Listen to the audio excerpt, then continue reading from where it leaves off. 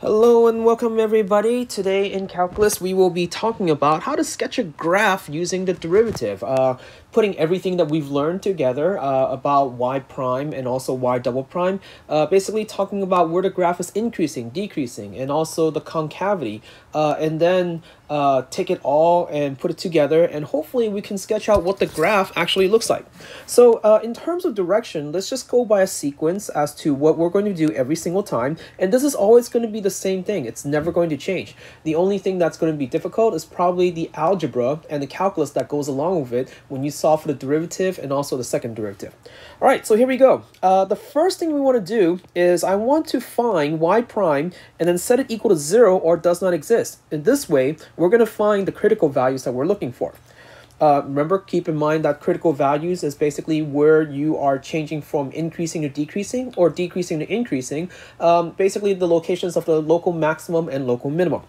Second, after we find the first derivative, we're going to find the second derivative, set that equal to 0 or does not exist, and that will allow us to find the points of inflection. Basically, the points of inflection is where you're going to change your concavity, going from concave up to concave down or concave down to concave and vice versa. Now, be careful. For each one of these, the critical values and the point of inflections, they might or might not actually be the point of inflections or critical value depending on what's actually happening. If there's no sign changes, then that means that those are actually not what they appear to be. So we'll probably see some of those in the near future. All right, after that, next we're going to go ahead and create a sign chart with y prime and y double prime to determine if the function y is increasing or decreasing, where you're going to have a local maximum minimum, and then also the concavity, where it's concave up, concave down, and also the points of inflections then.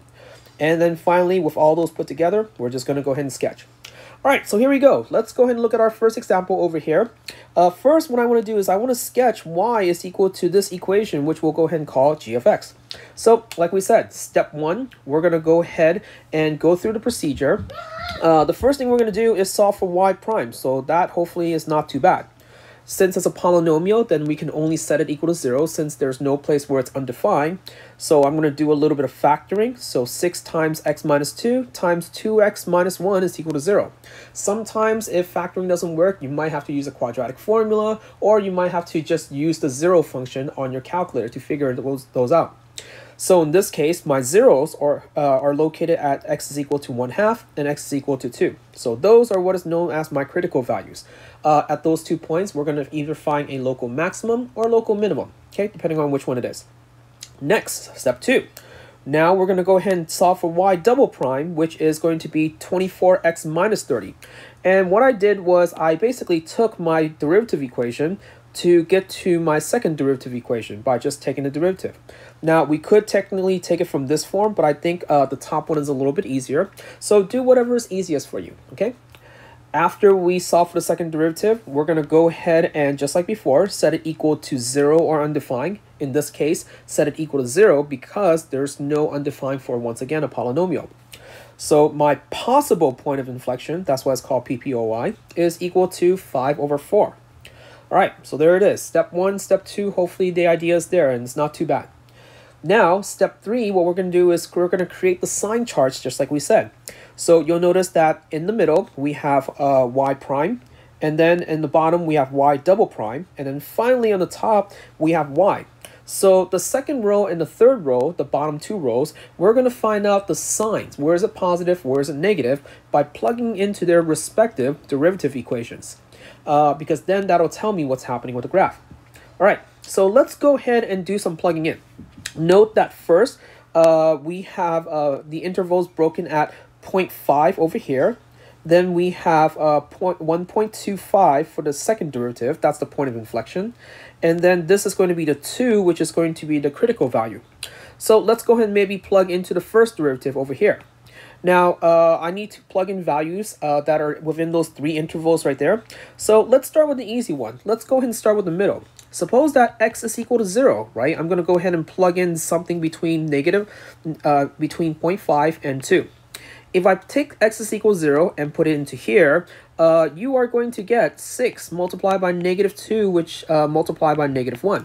Don't worry about the numerical value. All I care about is it positive or negative, because that will tell me what's happening with the graph. And in this case, it's coming out to be positive, it looks like, okay? So let me just double check my math, make sure everything's okay. It does look like it's coming out to be, let's see, 0. I want to say something is a little fishy here, but let me think. Up and then down and then up. Something went wrong. It's going to be 0. Oh, actually 0 is not there. That is why. 0 is actually located right here. That's my fault. Oh, that would have been a big mistake. Okay, so anyhow, plugging in 0, that's going to give me a positive value. So that means everything in here, that's going to be all positive. Now let's go ahead and plug in something between 0.5 and 2. So in this case, it's not going to be 0 because I don't want to make that mistake again. Let's go ahead and plug in, let's say x is equal to 1 because that is greater than 0.5 and less than 2. So if I do that, I am going to get 6 multiplied by -1 and then multiply by +1. So that comes out to be a negative number. So that means that everything in between 0.5 to 2, y prime is going to be negative. And then finally, I'm going to go ahead and plug in something that's greater than 2. So in this case, let's go ahead and choose something really, really big. Maybe like say something like x is equal to 10. If I do that, I'm going to get in the equation 6 multiplied by 8 multiplied by, looks like 19. But nonetheless, everything is coming out to be positive. So everything over here is going to be positive. All right. So that's the first derivative. In the second derivative, I'm going to do the same thing, but except with the second derivative equation over here. My 0 is located at 1.25, so that means that that is my point of inflection, possibly. I want to choose values to the left of it, also to the right of it. So once again, just like before, I'm going to go ahead and choose values of x, and I'm going to go ahead and plug it into the second derivative. So let's say over here on the left-hand side, on the left of 1.25, let's choose x is equal to 0. Something very simple, hopefully. So if I plug it into this equation, we get 6 multiplied by -5, which is equal to -30. So that means everything over here should be negative. Now, after that, I'm going to go ahead and plug in something that's greater than 1.25 into this linear equation, which I'm pretty sure is going to come out to be positive. All right, so that's all the plug-in. Let me go ahead and kind of clean this up a little bit before I actually move on. So now we're going to go ahead and take this chart and figure out what is happening with the original equation. So let me go ahead and clean it up a little bit more. Okay, so there we go. Okay, good. Now, before I move on, you should realize that because of how I'm breaking things up, there are a few of these intervals that we're going to have to work with. My first interval is going to be where my critical point is going to be. So that means there is going to be something, and let me go ahead and change the color. There's going to be something over here. So this is going to be one interval. The next interval is going to be my next point from my critical point to my point of inflection. So that means it's going to be from 0.5 all the way to 1.25. And then my next interval is going to be from 1.25 to 2.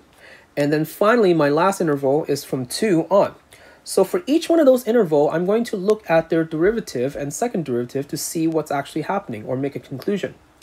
All right, here's the first part. In the first interval over here, the first derivative is positive, so that tells me it's increasing. The second derivative is negative, so that tells me it's increasing concave down. So that means the curve is probably going to be something like this then, because that's my representation of concave down increasing. In my second interval, right here, we're going to do the same thing. My first derivative is all negative. And then over here, in my second derivative, everything is all negative. So then that means that it's going to be decreasing concave down. So it must look something like this. And right there, right off the bat, you can probably tell because of the concavity that at 0.5, we are going to achieve a local maximum because we're going from increasing and decreasing. And yeah, so that is going to be our first critical point right there. At 0, nothing happens. So we're going to go ahead and skip that for the time being. And let's now look at the next part in the third interval. What happens there? Here, everything is going to be negative. And then everything in the second derivative is going to be positive. So that means it's going to be decreasing concave up. So that graph looks something like this. And right there, now that guarantees that at x is equal to 1.25, we are going to actually have a point of inflection because you can see the concavity change going from concave down to concave up.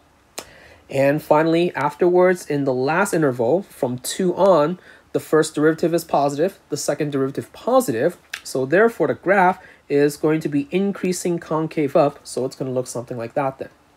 And right there, that is definitely going to be more than enough for us to sketch out what the graph looks like. Step 4, let's go ahead and take everything and put it all together. What I did in step 4 was I'm going to go ahead and plot in the points for my critical points and also the point of inflection. So you can see that I did solve for it on the side, and over for each one of them, I also noted what type of characteristics they are according to my chart above. First, we have the local maximum at 0.5. Then we have the point of inflection at 1.25. And then finally, we have the local minimum at 2. Now we're just going to go ahead and plot that out and then sketch the graph accordingly. So at 0.5, we have negative 5.25. By the way, again, I plugged all those into the calculator just to make it a little bit easier for you. So somewhere approximately over there, right? That's going to be my local maximum. Then at 1.25, I'm going to have negative 8.6 something. So that right there is going to be my point of inflection. And then finally at 12, you're supposed to have negative 12. So that maybe is going to be somewhere around here. Okay. So if you want, you can go ahead and write them in. This is going to be my local max. This guy is going to be my local min. And then this right here is going to be my point of inflection. And if you remember, your chart also tells you where is it increasing and decreasing and so forth. So if I put it all together, then this is going to be my final sketch of the graph then. Before 0.5, everything is increasing. So probably it's going to look something like this. After that, you're going to have a concavity that is going to be concave down and decreasing. So that means that's going to go something like this. Then again, referring to the chart, we now have a curve that is decreasing concave up. So we're going to do that going all the way to our local minimum.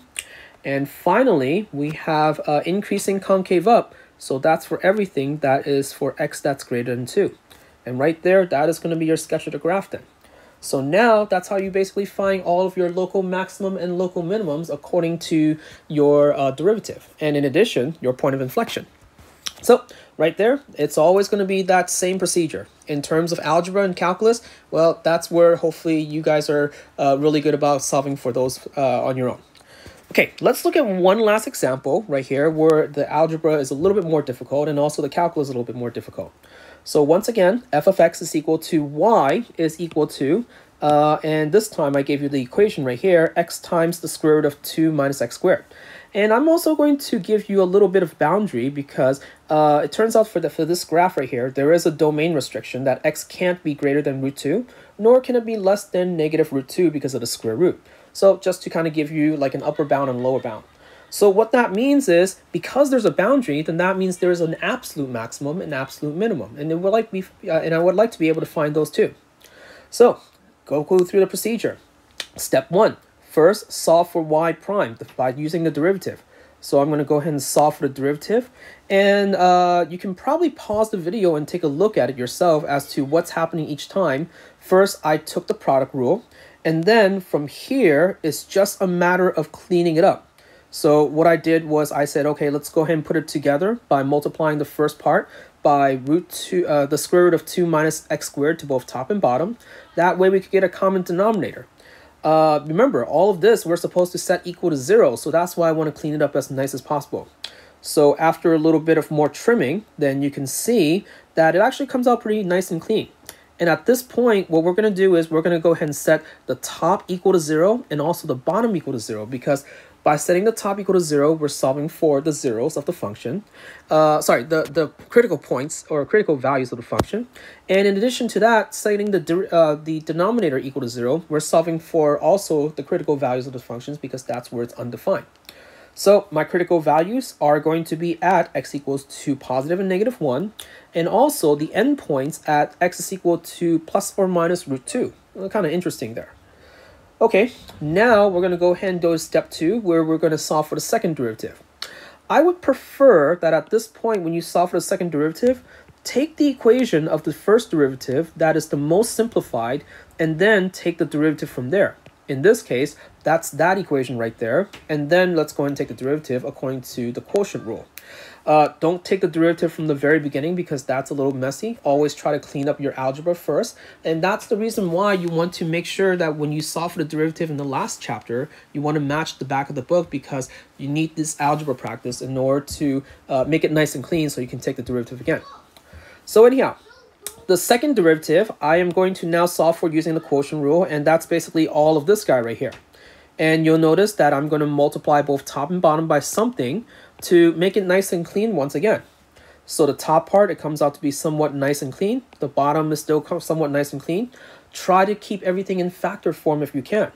The top, I notice I can factor out negative 2x, and then whatever's left inside, we're just going to have to clean it up.